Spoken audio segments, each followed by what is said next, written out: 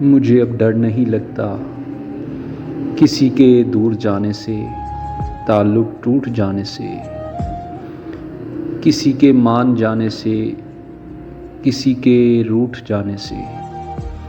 مجھے اب ڈر نہیں لگتا کسی کو آزمانے سے، کسی کے آزمانے سے، کسی کو یاد رکھنے سے، کسی کو بھول جانے سے۔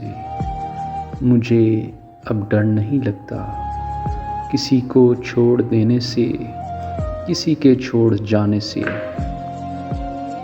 نہ شمع کے جلانے سے، نہ شمع کو بجھانے سے۔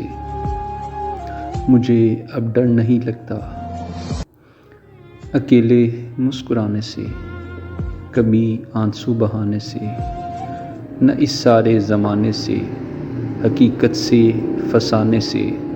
مجھے اب ڈر نہیں لگتا کسی کی نارسائی سے، کسی کی پارسائی سے، کسی کی بے وفائی سے، کسی دکھ انتہائی سے۔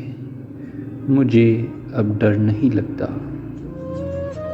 نہ تو اس پار رہنے سے، نہ تو اس پار رہنے سے، نہ اپنی زندگانی سے، نہ ایک دن موت آنے سے۔